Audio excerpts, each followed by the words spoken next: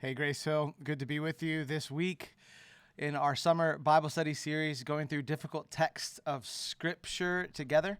And this is our fourth week, and we want to just jump right in for our question this week. And the question this week is a big one, and the text we're going to look at is a challenging one. So I'm excited to do that with you guys this week, and just really hope that it's been an encouragement and a challenge to you as we've been walking through the past several weeks of those. Encourage you to check those out if you haven't already.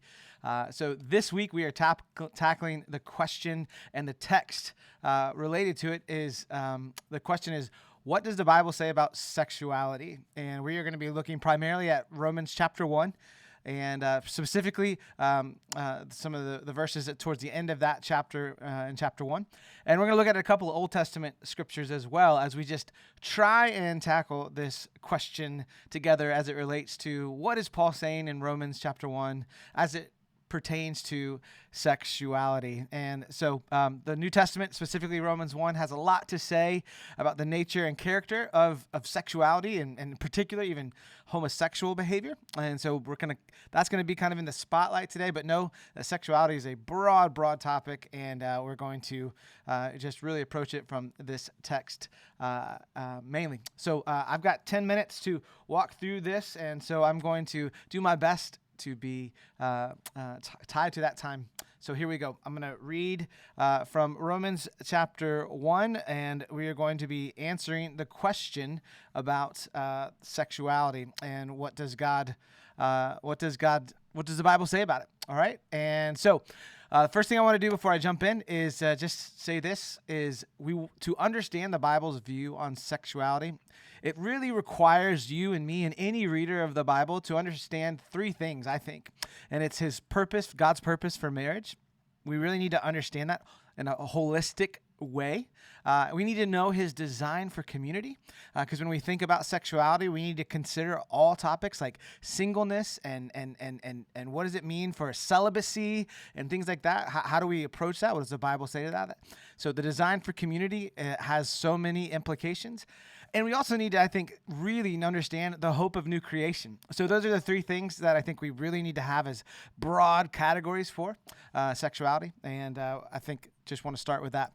And so the thing I want to kind of just move us with over these next few minutes is God's intent for us is to trust his view on sexuality, not ours. All right. So we're going to look at Romans chapter 1, and we're going to start in verse 24 through 25. That's on your screen, so you can read along with me if you don't have your Bible open there already. Verse 24 in chapter 1 says, "Therefore God gave them up in the lusts of their hearts to impurity, to the dishonoring of their bodies among themselves, because they exchanged the truth about God for a lie, and worshipped and served the creature rather than the Creator, who is blessed forever. Amen.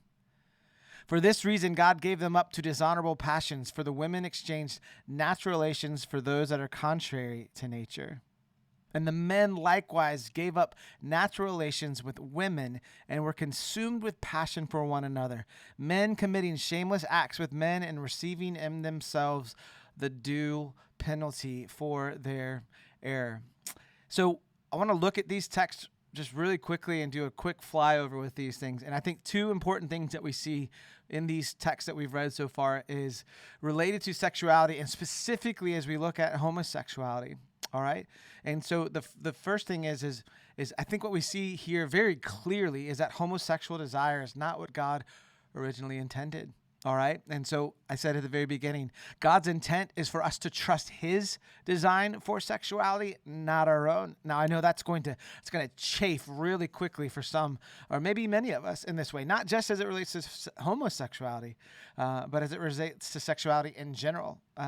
So what Paul is saying is that all of our desires, all of them, have been distorted by sin.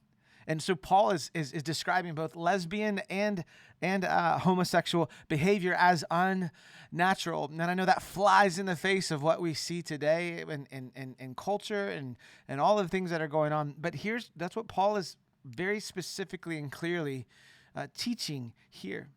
He's also saying heterosexual people engaging in homosexual activity, thereby going against their natural orientation. And so according to this, what Paul is saying is Paul is not condemning all homosexual behavior. One of excuse me, I want to be clear here. One of the arguments is that Paul is not addressing all homosexual behavior, but that he's just pushing back against one that goes against a person's own natural inclination. And so I think it's very clear here that argument does not hold up to what Paul is saying. I don't think that is supported at all, because the words natural and against nature aren't actually talking about our own feelings, about our subjective views about our experience or what feels natural to us. And so, I think importantly, as we look at this very difficult text, as it looks and is appropriated in our time now, it flies in the face of everything we hear about sexuality. Everything that we hear today is whatever you want. Love should be love. Be who you are. Be true to yourself. And then the argument does not hold square at all with Paul's writing here to the Romans and this idea that God's design was for a husband and a wife to be engaged in a covenant relationship whereby sexual relations would be had between the covenanted relationship of a man and a woman. And so Paul's writing saying you're exchanging that for what God has given for what you want. And he's saying that is wrong. In fact, what we would see here is like this idea of the passive wrath of God, that God's giving people over to what they really want. And that's actually a very, very, very scary thing. I want to keep moving on here. And Paul's noting that homosexual behavior contradicts God's purpose for us. That's revealed in creation, and it's reiterated all throughout Scripture, that this view of sexuality, which again is flying into the face of our culture today in almost every way, is that God's design is very specific, and it's actually good. And we hear the opposite today, don't we? That this would be repressive, that this would be harmful, that this would be unhealthy in physiological ways. And again, we don't have all the time to walk into all of those specific things that we need to talk about. But here's the other thing. Paul is referencing lesbianism as well as male homosexual conduct. And so he's condemning all types of homosexuality, not just what the Greco-Roman time would have had, just the man-boy relationship. So if you've studied anything about that time period, you would know that the relationship between a man and a boy would have that sexual acts would occur in that culture, in the Roman culture, between a man and a boy. And so Paul's really pressing a gospel ethic in light of a culture that sees things very much as we see them today in many ways. The other thing we see in this text that I think is important for us as we wrestle with this challenging text is that our desires, our distorted desires, are evidence that we have turned away from God. And so as he writes alongside of it, the wrath of God is being revealed from heaven against all ungodliness and the unrighteousness of men, which is in verse 18. He is saying that we see God's wrath in the very specific thing that I said earlier, is that he gives us what we want. And I think that should cause us to really slow down. And I don't think we're not trying to single out homosexuality. That's just this text as we're looking at that. That's what Paul is clearly pressing. But what's really important is that we see any distorted desires that we have, that the wrath of God is seen played out, and that he gives us what we want. And I find that to be incredibly sobering.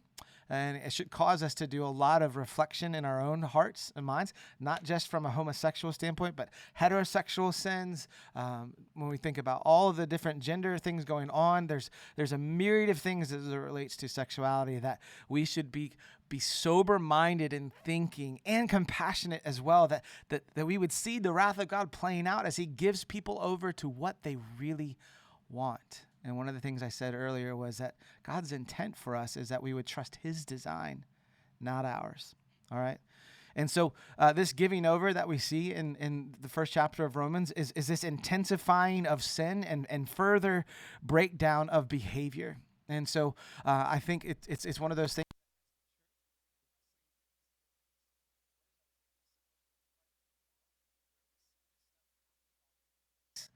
And one of the things, and I don't have a lot of time because I have 2 more minutes left in this, is I think we need to be marked by deep, deep compassion as we understand the truth of God. And so as we see the intensification of these behaviors, as God gives us over to the things that we really want, that we're going to see more and more human collateral damage, relational damage. And I think the church is going to be in a position, a really unique one, if we are compassionate and truthful at the same time, that we show grace, that we can be there to help pick up pieces for the brokenness that we see around us and that we see in our own lives as it comes to sexuality. So I just want to make that note. So anyway, sin leads to judgment, as Paul's talking about, and this judgment leads to also further sin, as you just see this progression and trajectory in Romans 1.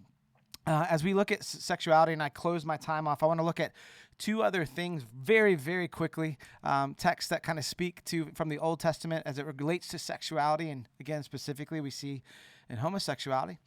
In Leviticus 18 and 20, you can see those on your screen. You shall not lie with a male as a woman is an abomination. And then the Leviticus 20:13 is, if a man lies with a male as a woman, both of them have committed an abomination. They shall surely be put to death. Their blood is upon them. And so just really quickly want to kind of pick up from Romans 1, where we were just studying, as we look at what does the Bible say about sexuality, and as we look at it in these verses, I think oftentimes we can think that, hey, we don't need to follow these Levitical laws and certain things in the Old Testament. So when it talks about abomination, it's talking about idolatry and things like that, from cultic prostitution and pagan temples. But the language that we see even here that Paul picks up in Romans 1 is it's not that specific. And so what we can see that the verses that are used here describe forms of sexual sin that have nothing to do with pagan and temple idolatry, pagan worship and temple worship, or religious things. And it's actual moral behavior that is in view, and even in the Old Testament here.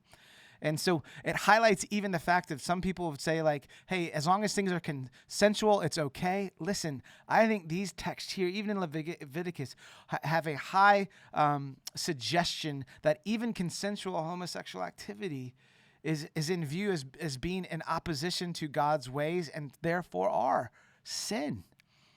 And so it just says if a man lies with a male, it doesn't say anything. In fact, you would even argue that could be a consensual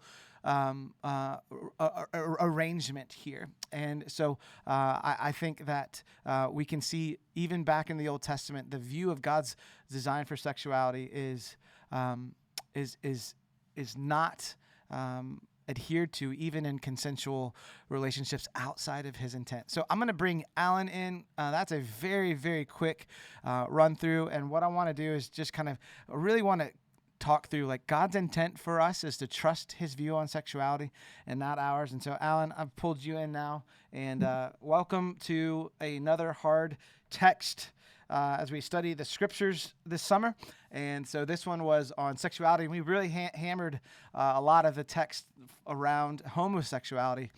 So we don't need to hang there, but that was just as we studied the text. So I'm curious, what are your thoughts as you've heard me talk through certainly Romans 1, but even just the view of sexuality and as it relates to God's design? Yeah, thanks, Ev. Tough topic. And, I have some questions for you. Only comments I'll provide is, I agree that, the Bible has a clear sexual ethic in it. Of course, that sexual ethic is going to be at odds with other sexual ethics that people might develop from other sources, other ideas, other philosophies, religions, or even just their own desires. And so I think we need to be aware, right, of the reality that there are people who are going to have a different sexual ethic than ours. Mm-hmm. And that the pathway to becoming a Christian, right? The way that we come to know Jesus is not through having the right sexual ethic, right? Our ethics, our morality, the way that we live our life, that's Right. a result of something that Christ does in us. And so I Mm. think that's important to be clear on. Yeah, very much so. I think also, um, you know, I think that the church, Big C church, kind of in general, um, has done a pretty bad job of making that clear, um, Mm. and has done a bad job at being really curious as to why a big portion of the population uh, tends to have a different sexuality or different sexual desires than the kind of sexual ethic that the Bible prescribes, right? And so we kind of have simplified that down into, well, those are just all volitional decisions on your part. You know what I mean? You know they're wrong, but you're choosing to do differently, therefore you're bad. And that's kind of been the narrative that a lot of people have picked up on, is this idea that sexual desires are simple, left brain volitional decisions. And so here's my question for you. What do you say to the person? Evan, we talk a lot about explicit and implicit knowledge, Mm-hmm. right? So explicit knowledge being a volitional decision that I make, a calculated cognitive decision that I make, Right. And an implicit knowledge being something that's more automatic for me. And so what would you say to the person who's like, no, implicitly, I have same-sex attraction. Implicitly, I have these desires. I didn't ask for them. I didn't develop them. I didn't sit down with a pen and paper and kind of formulate, a cognitive decision to feel this way, but this is what's going on inside of me. So what does that mean? What does that mean for me? Does that mean just naturally inside of me, I'm just this terrible, awful, evil, abominable person, because I feel this? Yeah, man, I really appreciate you setting the stage. I wish I'd done that better at the very beginning.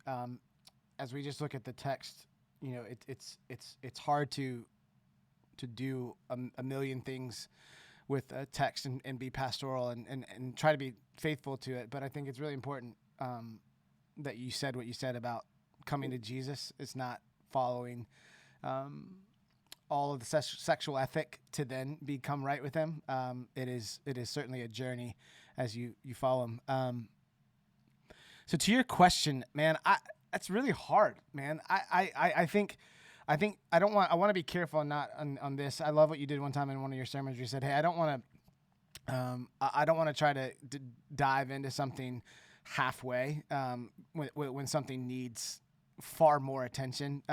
But just for the few minutes we have left on this, I think, man, I was trying to remember where it says somewhere in Luke, Jesus is saying to follow me, there's a cost. And I want to try to do a good job on the spot of being pastoral to the person who's going like, this isn't like how if there was a light switch, I would turn it off, kind of a thing. I've heard that from folks who are really wrestling with same-sex attraction. And like, cause man, I grew up, I just don't want to deal with the shame of the people I know or my family and this or that. And, I really think the view of sexuality that we have been fed, not just from the church, but from the culture, Allan, really is one that, we're not what we want. And I just think we live in a culture and we swim in a pool that literally is. And I think the church has done a bad job at this too. Not helping us see what the gospel says. Like, no, like Jesus is actually better. And that's why he's worth following, and that's why it's worth the cost of following him. And that following Jesus isn't going to be this like thing where you get like like Santa Claus comes on and drops in all these goodies for you now that you've decided to follow him. Jesus is very clear. He's like, to follow me will be a cost. And that's why I think we have this hard work in front of us, all of us. But that person and that this question you've put forth, I think the first thing I would start with, I think would just be to go, man, like, you're not who you want. And that's why I said at the beginning, if we don't understand what's ahead for us too, then we have really no understanding of why the cost is worth it now. There's something ahead for us. There really is. It's just not right now.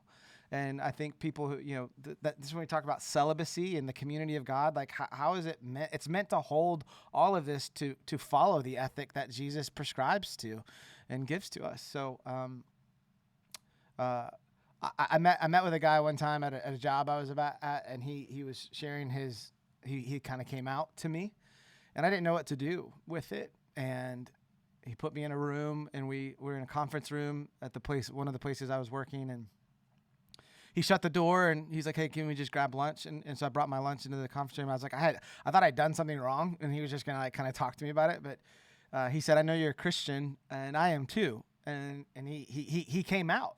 This was 13 years ago. Man, and as he was talking, I could sense this incredible trepidation as he was talking to me.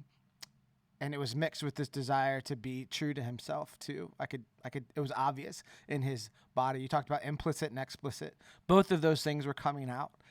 He kind of knew that this might be viewed wrong. And then he was also like, but this is who I am. And so this is what I'm experiencing now. And it's so powerful. And I just realized I didn't have a great opportunity. I just felt really inadequate. And I remember praying to the Lord, just going like, Lord, I don't know what to say here other than like, I want to trust you. But like, how does that work here? And I realized like this person was sharing like what I want is the most important thing.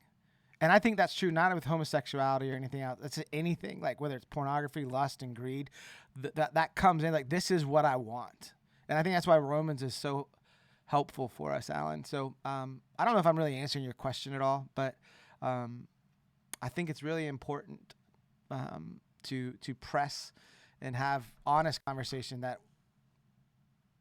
what we're really going after is what we want. And Jesus is saying, I'm what you need. But yeah, we have to make that choice. Yeah. What would you say? Clean up what I've just laid out there. Well, no, I agree with what you said. 100%. It's one of the things we've been talking about in a sermon series we're in, is this reality that, we do have a culture that says that no one's allowed to dictate to you what's good and right. And we believe that no, God dictates that to us. And that oftentimes grates against what we want and what we feel and what we desire, right, and what we long for. Absolutely.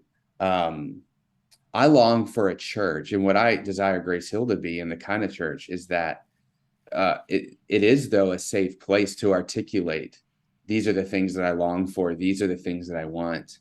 And I want to be involved in a community that can help me figure out which of those things aligns with what is God's will for me, and which of those don't, and the gray areas in between, and the nuances of all of that, and it not be a place where there are certain things that we want or long for that, we go, yeah, but that's weird. And so therefore you're going to have to probably keep that down around here. And I think that's, for so long, those within that community, what they have felt in the church is, this is something that I have to stay silent. And if I'm not silent, it's a big deal. Like, I need to ask this dude to go into the conference room. We got to shut the door. This is like a bigger conversation because I have to share my story. And so I think what I long for in the church is that we can be a community of people that are always encouraging each other towards aligning our lives, our lifestyles, our desires with God's will and God's desires for us. But that, we don't get this hierarchy of things that we struggle with, and so, we can kind of, because you know how it goes. We all have our pet sins, right? Yeah, I struggle with, road rage. You know what I mean? And that's fine to confess. Everyone's going to relate with you. You didn't risk anything by saying that. Um, Right. and all of us have longings and desires and struggles and sinful habits inside of us that we say to ourselves, over my dead body, anyone will ever hear about this or find out about this or see this side of me. And so we just push people to the sidelines. And so, yeah, but I agree with you. I think, man, that like our whole life is finding this is what sanctification is, like bit by bit, little bit by little bit, the desires inside of us that don't align with God's heart and God's will for us are transformed over to good ones. And I agree with you. I mean, Jesus is better than all of these things. You know what I mean? And so. And one thing I want to say to that, Allan, because I think as you talked about your longing for our church, for this local church, and I think this is why this topic is so massive. It's really massive, and we want to be really sensitive in helpful ways, I think, because it's so there's complexities to all of these things. I think one of the things is, like, when you think about, I said this at the beginning of the discussion, that there's three things I really think are important as we think about sexuality, and those three things I think pertain 100% to how the fellowship of believers behaves and thinks, and I think it's, what is the view of what is God's intent for marriage? What is its purpose? I think we made it this idol in a church at times, in many churches. Like, how many elders how many single male elders are there? Right, I think that'd be one. And Paul says it's better not to be. It's better not to be, right? So then our view of singleness, how we help our single brothers and sisters, think about that. How we view celibacy, because I think oftentimes, even in I grew up in a conservative Christian home, which I'm thankful for in some ways. But like, man, sex was this weird, amazing thing that you're like, man, I just can't wait. Man, once I get married, I can have sex. And it was like, dude, what an unhelpful view and pedestal to put sex on. It is good. It is right. It should be desired. But it's like, as a guy wanting to be married, is that the main reason? Of course not. No. Is it to be enjoyed? Yes. But our view on those things and the design for it, I think we can do a better job of teaching and explaining. And then, as you said, Allan, to be a people, we are a family. The scripture says we're a family. And so as you talk about, like, is it easy to talk about? Is it easy to talk about same-sex attraction the way it's become? And I think in a good way, we can talk about pornography a lot more, because it is endemic in Christian culture, in our churches. Is it something that is now a little bit easier to talk about? I think there's good things to that and bad things, but good things to that. To our brothers and sisters who struggle with same-sex attraction, is it easy for them to talk about their struggle just the same way we could talk about road rage, right? Like why are there these contrasting views?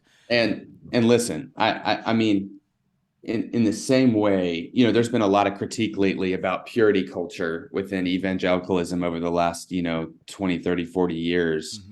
And I think some of the critique is too harsh. I think some of it is warranted, in the sense of, we created a culture in the church that said, if you have any sexual desire, then that's something you should carry shame over. Right. And so therefore don't talk about it. And then now we got statistics that say 90% of Christian men are watching porn. And it's like, well, yeah, because we drove them into the closet, man. Like, we said, you can't talk about this. You can't wrestle through this. You can't get help for this without being embarrassed and shamed. And so, man, how do we as a community and a family together say, man, we all want to strive towards godliness and holiness and trusting in Jesus. And so that means that we got to create safe spots for people to talk about anything that's going on inside of them. Because, man, there's none of us that's better than the other. Oh, man, no. And that's why it's important. And I know we hit homosexuality pretty hard on this one. It's why I want to be very clear for anybody watching. This is not the Bible is very clear on that. I think that we just even saw examples of that, but it is by no means this like separate category of sin that needs to be dealt with in different ways. Right. There are things and there aren't things, but we're not picking on that one. There's a million of them that Allan, you and I, as heterosexual men who would believe in the intent of God's design for sexuality, that we would struggle with, and that are just as serious, that we can be given over to the same way Romans 1 speaks of these specific things that we just talked about. I want to close with this. We've gone a little long, and I really do want to make sure for anyone listening that our longing for this is not a place of strength. The church, I think, Allan, you made a good point about the purity culture. Critiques, some have been way too harsh, but some are on the mark too. And I think one of them that we really want to grow in, I think that we want to have more humility in, is just being a place that where we can talk through these things. I think oftentimes the way we look at sexuality is someone who's been addicted to pornography can go like, I'm a porn addict, and they go, now this is who I am. And like, that's the only thing that you think of when you see that person. So if someone were to share like, hey, I'm same-sex attracted, like, we want to be careful, man. Jesus's approach to us was to see our sin and not be okay with it at all. He was going to go die for it and bleed out for it, but was to treat us with dignity and compassion and a longing and pointing us to how he's better. And I just think that was marked with compassion many, many times. And so I just want us to just be challenged for all of us watching this as we read these texts to be really sobered and humbled by them, and to be marked with compassion, so that we would be a place where it's easy to talk about life and the struggles of it as we look to a Savior who's coming for us. And his grace covers, his forgiveness is complete. Mm-hmm. And that's why he's better. And because he's going to continue to say, keep coming to me. I want to change you and transform you. And my ways are better, even if they're hard in the moments, in the seasons, in the years, in the decades. And so church, watching this, we're just going to keep longing to be that kind of a place, following Jesus in that way. So the Bible has a lot to say about sexuality. God's design and desire is for us to trust his intent for sexuality, not ours. Great. So we love you. We hope this has been helpful. Email me, Allan, Nick, any of the elders. These are hard topics, and we want to deal with them, and we want to deal with them faithfully, as faithfully as we know how. So if there's anything you want more discussion on, we would love to engage with you on that. Otherwise, we'll see you next week for our next difficult text as we are walking through our summer Bible study. Love you, Grace Hill.